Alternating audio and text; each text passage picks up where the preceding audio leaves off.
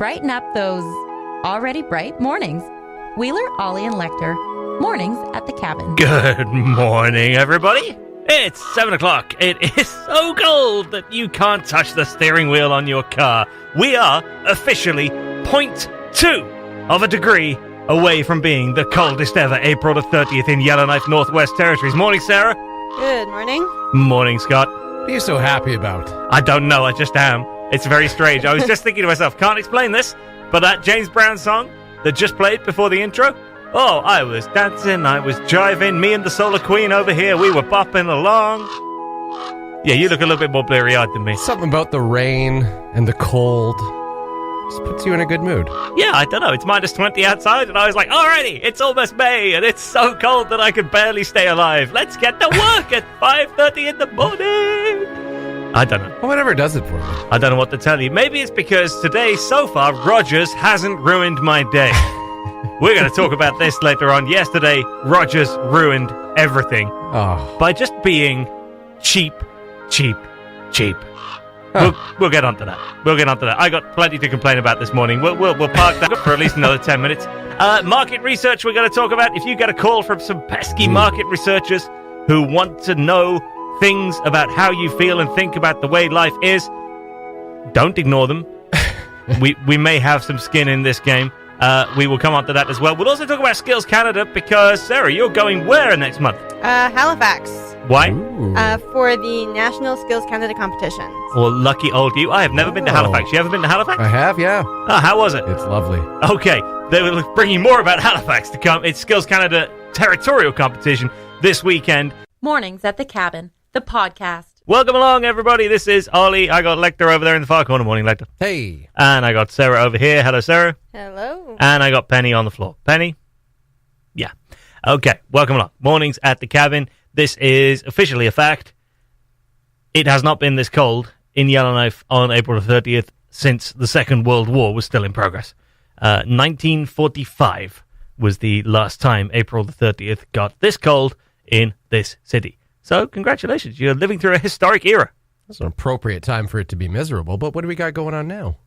All right. Oh, aside from, well, yeah, let's not get into it. Yeah, there's a bunch of stuff going on. Yeah, on a national scale, on an international scale, bunch of stuff. If we're honest, bunch of stuff. But on a Yellowknife scale, all is relatively calm and tranquil.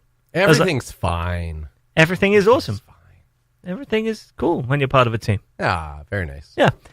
Speaking of which, if you happen to get a phone call in the next, I don't know, week or two, see how long it takes, from a market research company, just do us a favor, answer the phone. Now, when was the last time you actually answered a cold call from a market research company, Sarah, and actually took the survey and took it to completion? I don't think I have ever done that. Okay, are you the kind of person that will very politely make excuses and sort of say, "Oh, look, I'm really sorry. The dog needs a bath. My hair needs straightening." What was that in the background? Was that the dog? Penny's smacking around my. Is the dog engineering something underneath the desk? He's trying to steal my coffee. Okay, get out of there, Penny. Don't steal his coffee, otherwise this show's going to go all downhill. So how do you do it? Do you just gently let the market researcher down, or do you hang right up on them and in the middle of their sentence? A little bit in between. I say no, thank you, and bye. Okay, the Canadian hang up, right? Like I'm being nice. However, I'm still hanging up on you, but I'd like to make it abundantly clear that I was nice in the act of so doing. Yes, I don't remember the last time I got one of these calls though.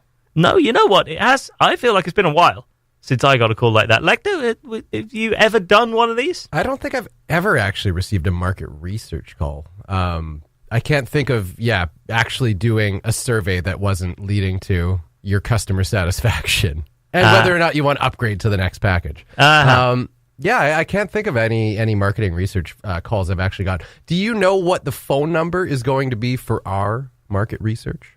No, I don't actually know that. And I mean, we've sort of given the game away by this point. We should tell you, if you do get one of these calls in the next 2 weeks, it's kind of from us. Yeah. But it's not really from us. It's from people who are doing it on our behalf. Because can you imagine us actually doing it and phoning up? Like, bearing in mind it's objective market research, Yeah, I was right? going to say, that wouldn't be very objective, I No. guess. Hello, my name is Ollie. You might have heard me on Cabin Radio. I'd like to ask you about your FM radio preferences. I wondered if you thought there should be more Cabin Radio on the air. Please answer now while I hold this bat and gently tap it up and down. Answer in our favor and receive a sticker. Yeah, exactly. So hence we've farmed this out to people who can actually be objective, and we'll give you a call about this. However, if you get the call, you know what would be really helpful is if you just take it. I think it's literally a few minutes long. Okay. I've had reports in from a couple of people who have taken it. They said it's super quick, it's succinct was the word used, and it's pretty subtle as well. Like, you're not going to be told, like, this is being done by Cabin Radio. You're just going to get a call from people who will ask you about your radio preferences. I think you can probably imagine the answers that we would like you to give to that survey. However, you do you. We are not about to try and, unduly influence you. It is, of course, Taco Tuesday. Taco and a Duke. Come on down to Cabin Radio, get a free taco and Duke. I think a crucial part of this market research call is there a delay when you pick up the phone and you say hello? Oh, yeah. Hello? Click. And then suddenly hear a voice. That's when people are immediately like, nope, hang up. I'm going to say that was an emphatic hanging up that you just did. Well, people slam that phone down. Even though it's a cell phone, and all you have to do is press a button. Just still slam it. Yeah, I'm going to go ahead and say that there isn't one of those, because I think I imagine that in order to target people just in Yellowknife, they're probably having to do that manually. Okay. I could be wrong. Okay. Maybe they have sophisticated enough systems to be able to pick out every single landline and cell phone that's registered in Yellowknife. All of our data's been stolen so many times over. I'm sure it's perfectly achievable. I have the feeling this is being done manually by a group of very nice, polite people all sitting around sipping from, delightful little coffee cups and looking to chat to the good people of Yellowknife. Lovely. About their listening preferences. So, yeah, all we really ask in all of that is that you just you help us out a little bit and answer the way your heart compels you to. Mornings at the Cabin, the podcast, where we cut out all the great music and you're left with the rest. Rogers Sportsnet, hang your heads in shame. Sarah, how much of Sportsnet have you watched recently? None. Keep it that way. Lecter? More than none. Okay, yeah, we'll deal with you later. So they're on my blacklist. They're officially on my incommunicado list. I now refuse to deal with Rogers Sportsnet at all unless there's something good on. Because yesterday morning they emailed me, and I got a little email from someone named Kelsey, who said, "Hey, my name's Kelsey, and I work for Rogers Sportsnet, and I have a Sportsnet email address and everything, so it's kosher, And they emailed because I've got some drone footage on YouTube from 2016. Okay. When I was just out naffing around with a drone, back in the day when you could go and fly a drone without 17 members of the Secret Service piling on you from behind a bush and strapping you down with tape and interrogating you. Need to know more about that, but okay. So drone rules have changed a little in recent years, and it's now you got to be super certified, qualified, file a bunch of flight plans to get a drone off the ground. Even just anywhere, just out in nature? It depends. It's kind of convoluted. It depends on the airspace you're in and stuff like that, but it's much harder than it used to be. Okay. Which is probably a good thing because people keep flying drones near airfields and causing a whole bunch of consternation. Right. So, yeah, there is that. Anyway, I was out near Madeline Lake, naffing around with the drone, just giving it a little test flight, filmed a bunch of footage on it, put it on YouTube more just so that I could embed it in my website than anything else. Right. And I got an email 3 years later on from Kelsey at Rogers who says, well, we're looking to acquire some footage because we're producing a feature about Yellowknife for our NHL playoff coverage. Which, of course, leads immediately to the question, why? What on earth at this point has, frankly, any of Canada, never mind Yellowknife, got to do with the playoffs? But apparently there is some connection somewhere, or it may be because Hockey Day is coming to Yellowknife next year, we think. There might be some connection there. Anyway, who am I to care what they want the footage for? They want the footage. Yeah. So I was like, it's unexpected, but sure thing. How much do you want? They're right back. Well, we kind of probably 20 seconds worth. We're going to use it in this one broadcast here. It'll be online for a little bit after that as well. Right. Okay, so I'm like, well, you know what? There's always this when you freelance at video stuff or whatever. There's always this guessing game of how much is that worth? Right. And you're sort of like, finger in the breeze. $300 is what I wrote back with, which I thought for Rogers, it's probably to use 20 seconds of content across Canada. Owns a third of Canada. Yeah. Given the cost of, if you really want that drone footage, the cost of flying somebody up to Yellowknife with a drone, getting them out there, filming it, getting it back, it's going to cost Rogers best part of $5,000 or more if they actually wanted to, get someone up here to do that. Even hiring somebody locally, it's going to be more than $300 to get somebody to go out and do that for you and send it to you. Yeah. So, $300. I get a message back that says, thanks for your response. We'd love to use the footage, and we'd be very prepared to offer you an on-screen courtesy. Oh. However, we're not interested in spending any money at the moment. Their money is just tied up elsewhere. The playoffs are going on. But what a wonderful phrase. What a wonderful phrase. We're not interested in spending any money at the moment. Right. Which, Who of course, is, which, of course, absolves you from having to spend any money, which is the great thing about the phrase, is that as long as you say that you're not interested in spending money, right, then surely the other party should understand that and just give you what you want. Yeah. Because then you don't have to worry. So I naturally wrote back, and I was extraordinarily polite at this point, because this is the old exposure thing, right? Yes. We'll pay you in exposure. Yes. Absolutely. And guess what? Exposure doesn't buy fair. Because even if Rogers Sportsnet buys 20 seconds of drone footage, puts it across the whole of their program across Canada with a little badge in the top left-hand corner that says, courtesy of Ollie Williams. My mother sitting at home, proudly wiping away a tear of joy. Climax People of my at home career. are Googling, who is this Ollie Williams? I must buy more drone footage. Rogers, let's be real.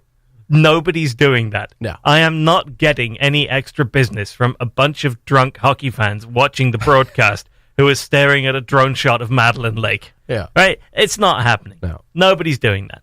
So don't give me any of that. And they also threw in a little, there was a little extra, fish on the end of a hook thrown in there. It's and we may need your services in future. Oh, hey. Well, so what you're saying is give you stuff, Rogers, for free now. Yeah. And you might, at some unspecified future point, decide to pay me money if you want me to do more of the thing that I just gave you for free.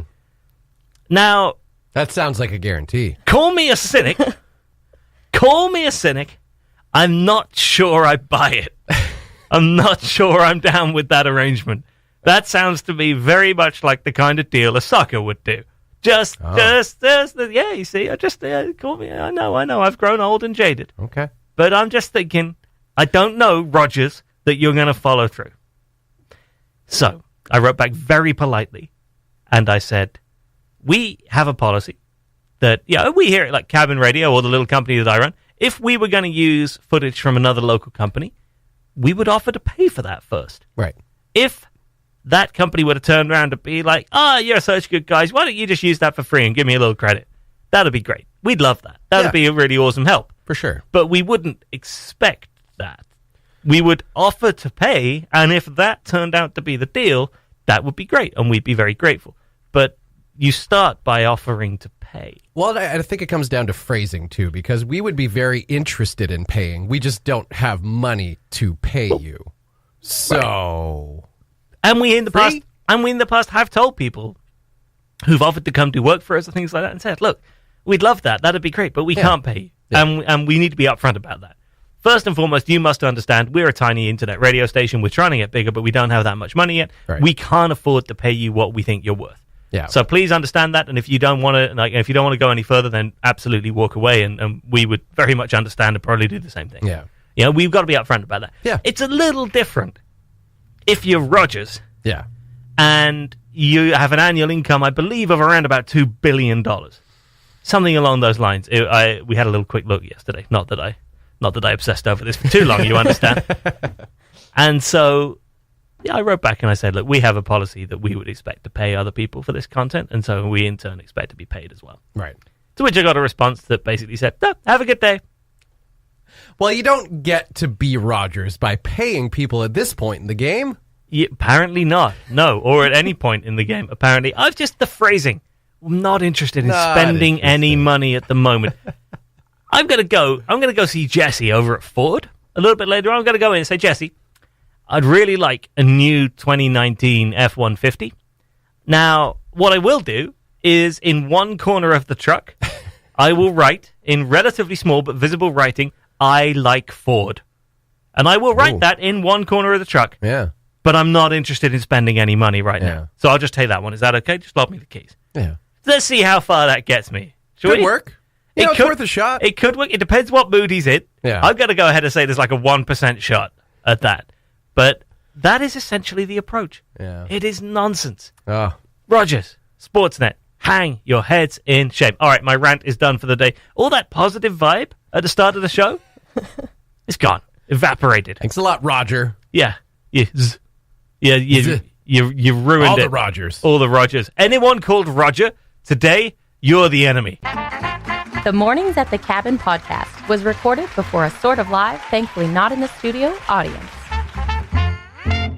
End of this week, Friday, is the Skills Canada NWT Territorial Competition.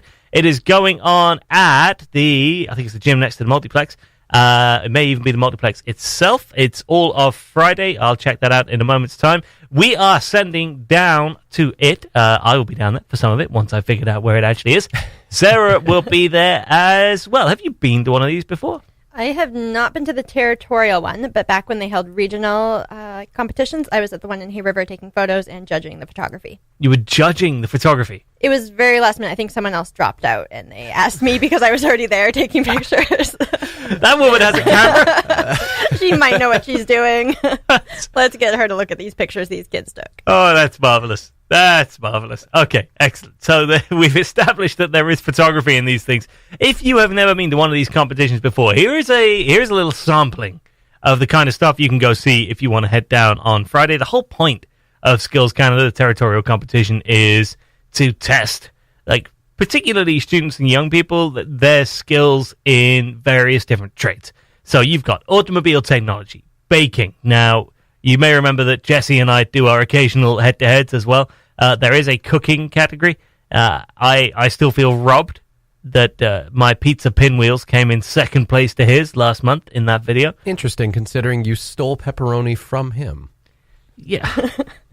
Listen, like, we don't need behind-the-scenes details from the members of the film crew.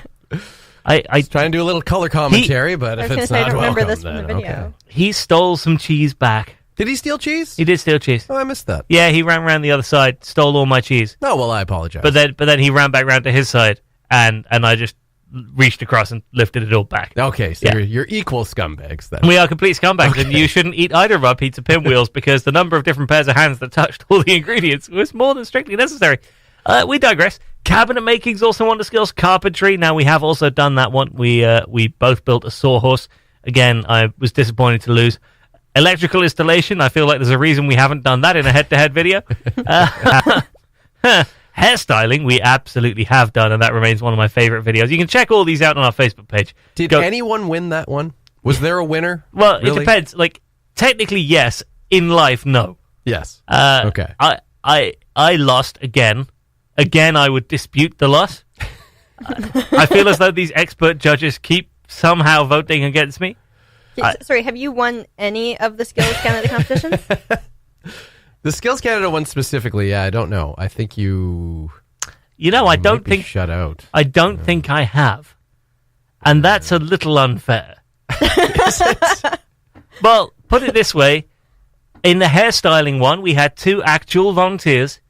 The guy whose hair I cut, still in town. Right. The guy whose hair Jesse cut, skipped town a month later. Okay.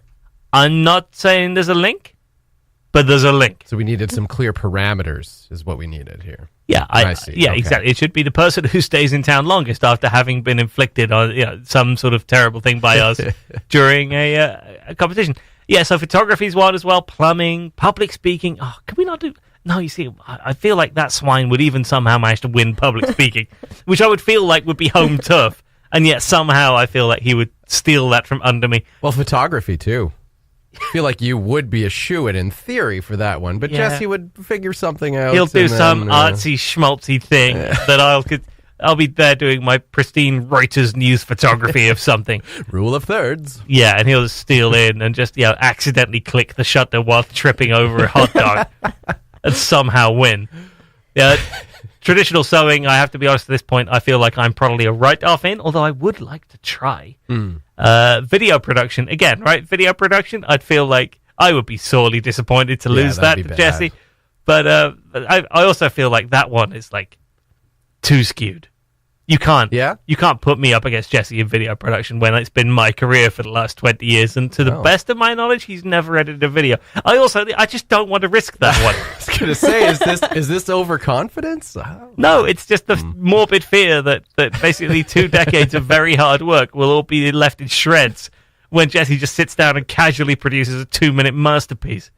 Again, somehow trips over a hot dog. Yeah. And, welding is one in there as well. It just seems like it could go wrong if we do that. My favorite one on this list of things that you can enter at the Skills Canada Territorial Competition is workplace safety. This is the last one on the list. We all love workplace safety. I mean, obviously, workplace safety is a good thing. Let's not begin to debate that. No. However, how do you prove you're the best at it? If you're entering it in a competitive... It's only a one-day thing. In a competitive basis, it just struck me that it must be like the Hunger Games. Yeah. In that teams must enter, and whoever's the safest wins. But bearing in mind that you could presumably therefore win that by just remaining very, very still for a long period of time. Just don't move, right? Safety break. So there has to be more to it than that. So does that mean you could try and lure the other teams into potentially dangerous workplace situations and see how they handle it? Just when you bring out your best taunts. Yeah, just leave a trailing cable and then just quickly scurry back behind a bush and wait. Be like Wile E. Coyote. Yeah. Just leaving a trail of things in a big Acme box in the background and see how the Roadrunner deals with it. Workplace safety oddly consists of setting traps for your opponents. Yeah. Actually, I just clicked on the contest description, and the first part of this competition is hazard identification. Oh, yeah. There you go. So there you go. So when I'm there on Friday, when I see a bunch of students pointing at me in high-vis jackets, we'll know that they've reached the hazard identification stage. Yeah. Bottomless pit, middle of the floor. I'll step over it. Exactly. Oh, poor Wile E. Coyote. If ever there was someone I'd love to see win just once, although that would be the end of the show. Yeah. Because the Roadrunner would be dead and eaten. So Sylvester, too, you can throw into that camp, but let's not go down that that hole there. We support the underdog here at Cabin Radio. Absolutely. Yeah. Listen, Tweety Pie, you've had it all your own way for a long, long time. Just saying, you're like the Manchester United of birds. Give someone else a shot. Wish I understood that reference, but... They're a good soccer team, Scott. Gotcha. How on earth can anyone know more about the CFL than soccer? Anyway, Skills Canada Territorial Competition is this Friday. Go check that out. Anyone is welcome to pop on down. Huge amounts of good luck to all the competitors. Then after the Territorial Competition, some people get to go on and compete at the National Competition. Sarah, tell us more. Yes, so I will actually be there, Halifax, I think over May 28th, 29th. So get to take some pictures, do some videos with some kids, maybe write some things. But the kids will be competing against their peers from all across Canada in all of these categories that we were just talking about. So super excited about that. Are you doing any judging too, or I don't think so. Kind of covering. But if it's anything like when I was at the regional competition, then you never know. I could find out at 4:00 that I'm a judge. So don't count it out. I'm going to go ahead and hope that the national competition has their judging plans sorted out by this point. So the national competition is in Halifax. You get to go there for that. You'll be reporting with the NWT team for Cabin Radio. That's very cool. Lekter, you have been to Halifax. You gave it a glowing, if somewhat brief, review. Yeah, it's great. That was the review at the top of the show. What took you to Halifax? A wedding, actually. We were there, Nicole and I were there last September for a couple friends of ours that were getting married just outside of Halifax. And so we spent a few days there and drove around, went to PEI, saw as much of the East Coast as we could for the short time that we were there. And Halifax is a lovely city. Alrighty. If you would like more East Coast chat in slightly more depth than we are able to provide in this particular break, don't forget Jim Taylor's Northeast is on the air every Monday night at 8. We have a season finale coming up on that show. Oh, do we? I should add. The season finale is me interviewing him next week. Cool. And he will be playing in studio and telling his own East Coast story. Wow. Oh, that'll be great. So tune in for that. That is coming up next Monday at 8. Skills Canada Territorial Competition is down at the Multiplex all this Friday. The Mornings at the Cabin podcast. Now, Sarah, hello. Hello. You have a tale to tell from Sunday morning. Now start from the very beginning. This is an interesting one, and I'd be interested to know if any listeners have had a similar experience. And if you have, I'd like you to write into the show and let us know how on earth this could have possibly happened. What happened to you? Okay, so I was in Ontario for the past 2 weeks, and I got home Sunday morning, maybe around 10 or 11. And I walk in the door, and it's quite obvious that my roommate had a party the night before. Yeah, because you live with a couple of other people. A couple of other people, yeah. So there's, an extra vehicle or two that had been abandoned in the driveway. They hadn't cleaned up from the party the night before. Which is okay in and of itself. Yeah, totally fine. The house is silent. My roommate's door is wide open. And I noticed my door is also open. Oh, no. Which, isn't too You didn't strange. leave it that way, surely. I didn't leave it that way because my one roommate has a dog who will climb on my bed if I leave my door open. So I always make sure to shut my door. And I see through this crack in the door that my light is on. My little, night light. Oh, no. Which is really strange because I was like, I definitely wouldn't have left that on before I left for 2 weeks. I would have turned that light off. And so I'm walking past my one roommate's door, and he's not in his room. And I go into my room, and there's someone in my bed. Oh. Kind of like completely under my big duvet, kind of moving around a bit. And I drop my camera bag on the floor, and I'm like, hello? And sure enough, my roommate, whose room is next to mine, pops up under my bed. And it was looks very, very confused. He's like, what? And he looks around, and he realizes he's not in the right room. Which is an achievement in that house because you have to go in different directions to get to your two rooms. Yeah, it's almost like a V shape, and his door's on one side and mine's on the other. So he would have had to take a right instead of a left to get into my room instead of his room. That can be tough. Yeah, so I was like, Lefts okay, and you know what? rights. I'm just going to leave you to it. I went and finished unpacking my stuff from my car. When I was finished, he was out. I was like, oh, how are you feeling? He's like, oh, I'm okay, but I'm in shock. I have no idea how that happened. He's like, I remember going to bed in my own bed. He's like, I remember eating McDonald's in my bed last night. He was like, I was definitely there. He's like, I don't know how I ended up in your bed. Yeah, so quite funny overall. So, There was no McDonald's in your bed? There was no McDonald's in my bed. That's the most second half of the meal over to the... That is the most disappointing feature of all. Didn't even have the courtesy to leave a Big Mac. No, there's no snacks. You're being very polite about this, I feel, unless I'm interpreting it wrong. But your roommate, feel free to throw under the bus. He's the owner of the house, is he not? No, this is the other one. Oh, the other one. Okay. So- This makes a little more sense. So you were going to very enjoyably throw AJ under the bus because I was leaving the door open, much Yeah. like Sarah's room when she came home No, unexpectedly. AJ was in Toronto, so he was also gone. Okay. Yeah. Yeah. So he got back late on Sunday night, and I got back Sunday morning to find the other roommate in my bed. I mean, McDonald's in the bed does sound like a very AJ type move. the whole party to me sounds like it must have been fantastic. For your last recollection to have been eating McDonald's in bed. Yeah, that's a great ending. Yeah, That to was then fantastic. waking up and you've somehow during the night shifted rooms and then now in the bed of this person who you sort of you guys somewhat know each other, but not exactly best buds, right? No, I've only been living there about a month or so. Yeah. Right. So yeah, I'm glad I wasn't home when this happened. It probably would have really freaked me out. Oh, you know what? That is a very good thing. Yeah. Can you imagine, though, from his point of view, I'm imagining waking up or being woken up to discover it's bright daylight, it's relatively late in the morning. Okay, fair enough. There's a big party the night before. You're just coming to, and there's a woman going, hello? And you're like, oh, what did I do last night? And then you come to a little bit more, you're like, where actually am I? Yeah, 'cause Well, because he said at first, he was like, why is Sarah coming into my room? What is she doing in here? And then he sat up and looked around and was like, oh, this is not my room. So he thinks he was sleepwalking. I guess he's done that occasionally before. Okay. I'm never into the wrong bedroom, though. So I'm hoping this is like a one-time thing and it won't happen again. Are we potentially throwing said roommate under the... Assuming AJ's listening right now, are we potentially throwing said roommate under the bus for throwing a secret party while everyone was away? Oh, was AJ away as well? Ooh. Well, you said he was in Toronto, right? Yeah. Oh, wow, yeah. So well played, roommate. Massive party. ended with McDonald's in bed. So you'd have to have gone out. It wasn't like that messy. He cleaned up in like half an hour. Oh, it was fine. Yeah. I want to know how the McDonald's got into the house. Now, did someone just turn up with that and they were eating it cold last thing at night? Or did they get someone to deliver that?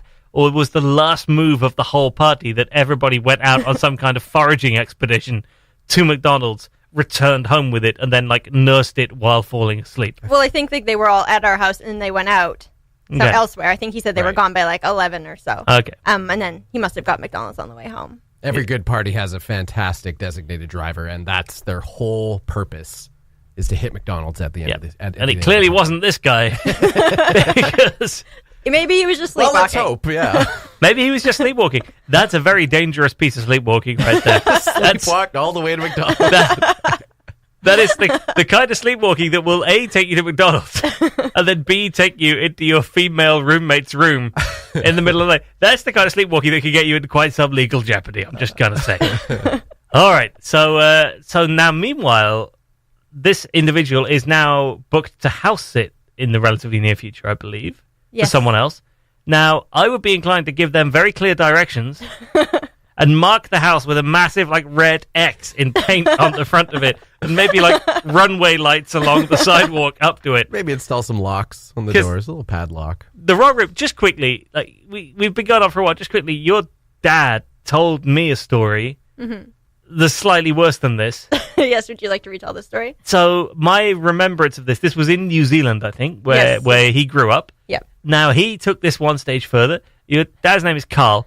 Carl was doing some sort of university study thing, I think. He was in forestry school, so he was doing a placement in another town that he wasn't familiar with. Okay. And he went out for the night. He had a couple of drinks, and then he said, all right, that's enough for me. I'm going to head home. He headed home, and he got into bed. Now, did he fall asleep, or did he... Yes, he was woken up the next morning by the couple in the other room next door. Having an enjoyable time with each other. And it turned out that he had walked into entirely the wrong house. Oh, wow. And got into bed. I don't understand how you do this. Got into bed in the wrong house, in the guest room, essentially, of this young couple, who then woke up and were, like, getting quite well acquainted with each other the next morning. Oh, wow. When he called out, being like, who's this in my house? Which, as you can imagine, certainly aroused their attention, and they stopped what they were doing. And this Maori gentleman, indigenous New Zealand gentleman, comes striding into the room, barely clothed, to find Carl lying there, just nursing a bit of a sore head. What are you doing in my house? What are you doing in my house? And the best part of this whole story is that they gave him breakfast. Wow, that's amazing. Yeah, they were like, well, you're already here. Do you want to have breakfast with us? You might as well eat. You might as well stay. You're clearly not an intruder. You think you belong here. You know, the amazing thing about that is with the amount of conviction in the voice, you could actually convince someone that, oh, maybe I am in the wrong house. This guy is really convinced that he's here. And this is where he lives. So maybe this isn't my house.